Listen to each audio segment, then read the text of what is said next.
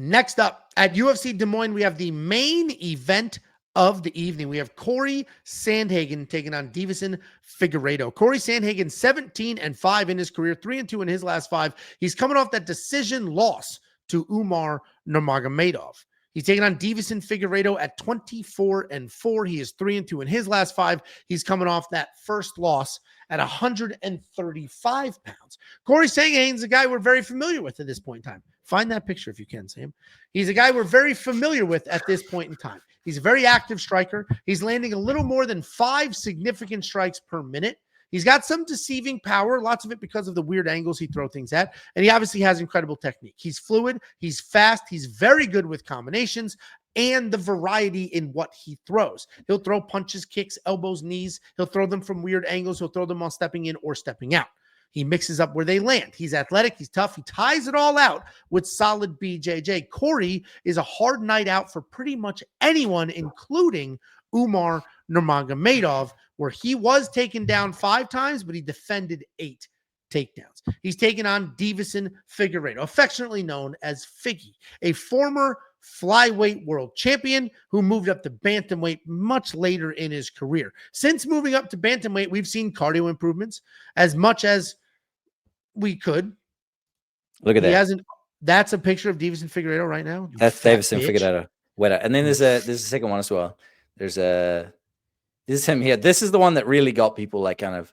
He's sitting in this chair here, and there's people saying he looks like my Latino uncle. That's just a bad fitting shirt. Yeah. That's just an oversized. You know what my wife tells me that all the time? She was like, you wear some of your shirts too big, and they make you look bigger than you are. Yeah, but you know, that's what you have there. Overly thick here, right? In this one here in particular, he doesn't look like that's a good dad bod, is what that is. He doesn't look like fat or sloppy, but he also doesn't look like he's a professional fighter who's about to fight. He doesn't look like he's about to make the bantamweight limit, is I think what people are pointing out. But it could be old footage. I don't know. It's been brought to my attention just recently. But yeah. Well, what we've seen since he moved up to 135 pounds from 125 pounds are the wrestling improvements. He's been leaning on it quite a bit. He has 9 takedowns in his last 4 fights. And that's more than his previous 7 fights combined. He's a well-rounded guy. He is dangerous everywhere. He has power in his hands, well-timed takedowns, a BJJ black belt, and there is some dog in him. Later in his career, we saw a couple of quitting moments, but everybody kind of chalked that up to the weight cut. He's coming off that decision loss to Piotr Jan. We had a couple of takedowns, but he really just could not hang in the striking. I think Figgy has looked very good at 135 pounds, including his most recent fight, which is a loss. But a lot of that has to do with the wrestling and some of the cardio improvements. I don't think that is going to matter here. I don't think he's going to have the takedowns he needs or the success striking. So I think this is a very straightforward Cory Sandhagen win. I think Cory's just too big, too fast, too clean, too awkward for Figgy to have any real success. And Cory might even work in a bunch of his own takedowns. He's sitting at a very healthy minus 480 right now. But once you translate that to probability, I think it's spot on. And I'm not surprised if this takes off a little more and continues to widen. Cory Sandhagen is the pick, and I'm very confident in that. What do you think, Samuel?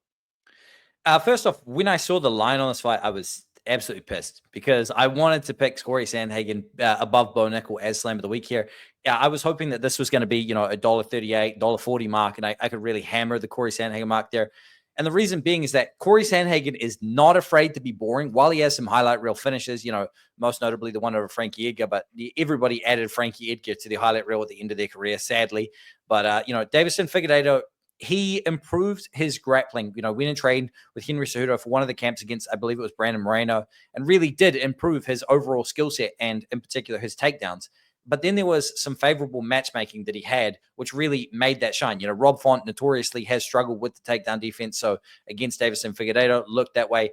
But Cory Sandhagen has very crafty striking. He has length. He's able to work in takedowns of his own. His top control is one of the underrated aspects of his game. And while he lost to Umar Nurmagomedov, Umar was fighting against Merab Dvalishvili and was putting up Merab's ass the first 2 rounds and he broke his hand. And then it started to fall apart, but he still didn't get finished. He still put up a good fight. And if he didn't break his hand, he might be the world champion right now and an uncontested one at that. So We don't know just how good Umar Nurmagomedov is against the rest of the slate. Yes, Merab beat him. Merab is an absolute cardio monster, and it was his cardio that won him that fight. It wasn't his outright wrestling. It wasn't his striking or anything like that. So Cory Sandhagen here against Deiveson Figueiredo.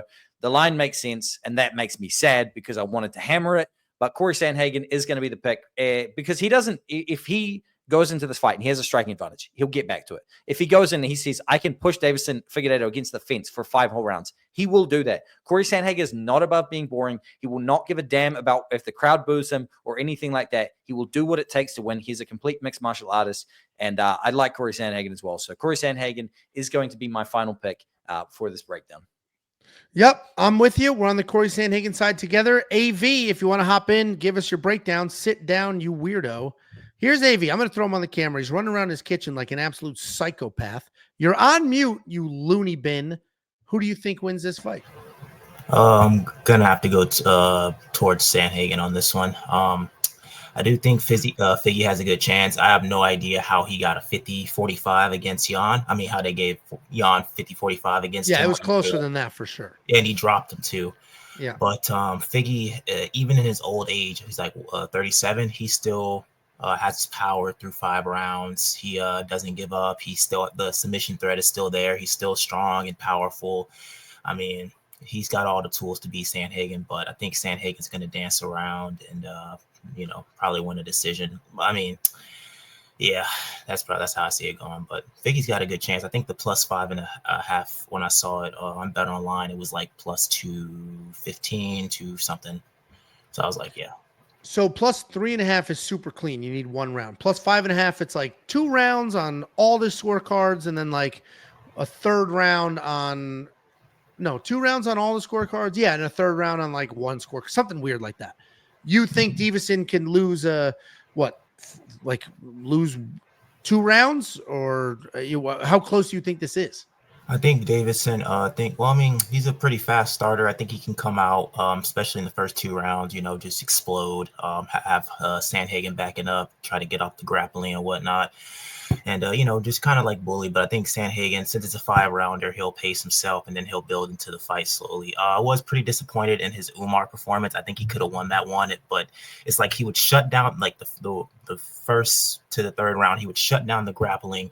But then after that, he would just stand on the outside and just switch stance and just dance. He wouldn't throw any strikes. So I think he can do the same thing here. And I think it's going to be even easier to hear because I was actually a Umar denier. But when I saw him against Merab for the title, I was like, yeah, Umar's definitely S tier. And I think with Umar, he's faster, because he's younger, he's faster, better footwork. I think Figgy will, plant his feet and throw. And for someone like Sandhagen, he'll just light him up and dance around. And then, he'll probably get like a 49, 46, 48, 47 decision. I don't see him finishing Figgy. Figgy's just too tough.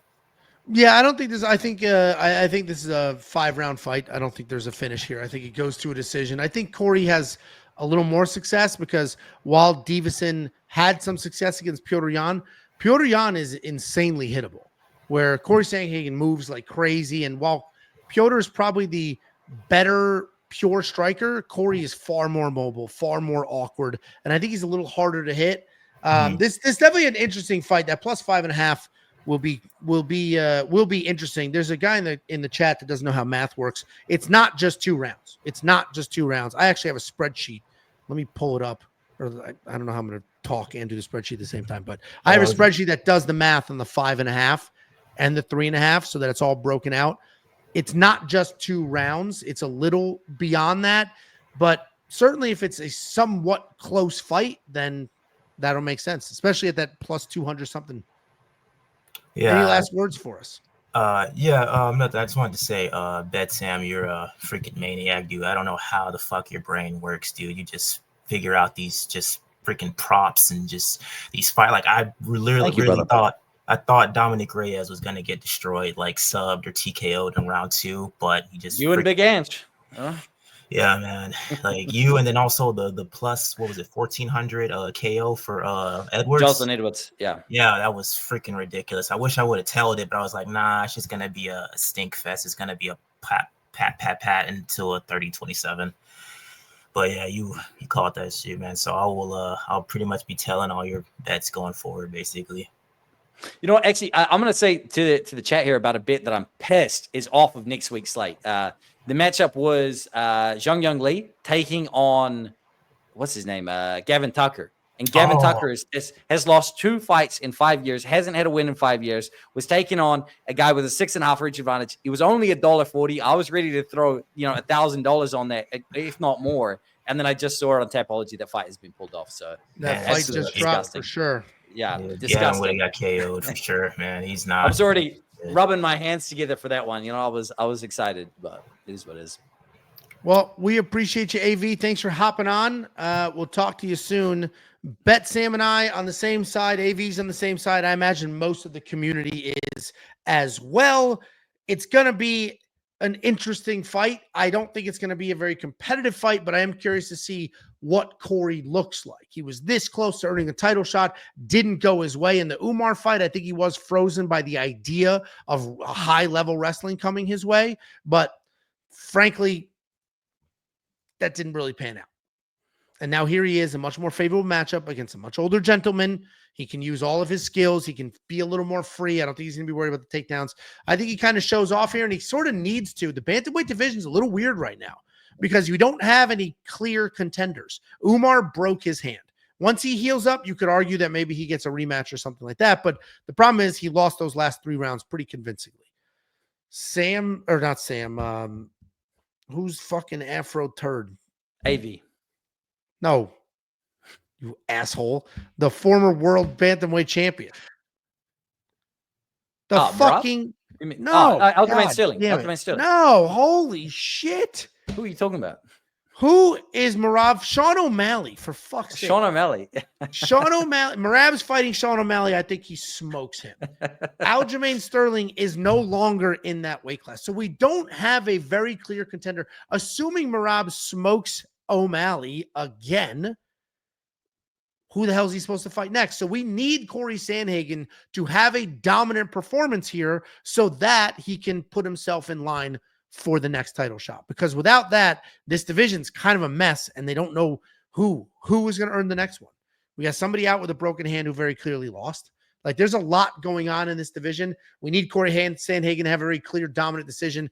Petr Yan didn't earn it with just 1 win over an old man. So we'll see how this all plays out. Rooting for Cory. We're both picking Cory. We're both betting on Cory. But if you want to check out every single pick and bet that we have, go to WeWantPicks.com, click Become a Member at the top. It is only $10 for an entire month. We did get this comment, Sam. It said those pictures are old.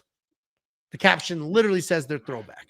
So maybe Sam came on here, spread a whole bunch of fake news, putting out crazy narratives that I'm going to see posted elsewhere because 20,000 people watch this video. And not everybody's going to see this short part where I was pointing out that it was fake. So hey, you told me that the last narrative I gave you, Marvin Vettori was fake, but it didn't matter. It didn't impact the result. I was still right on the pick. So we'll see. About what? The Marvin Vettori's injury not healing properly. Yeah, that was fake as shit too. He said Sam was spreading fake news about Marvin Schultz. Wasn't fake. Fake bullshit. And you were talking about Marvin Vettori and multiple bad takes with Josh Thompson. Marvin Vettori's brother just died recently in a house fire, so I don't think he's fighting anytime soon. He's quite a family man, so I don't think he'll be fighting anytime soon. Just for future bad take's sake in the middleweight division. Jesus Christ. Way to bring down the room, Sam.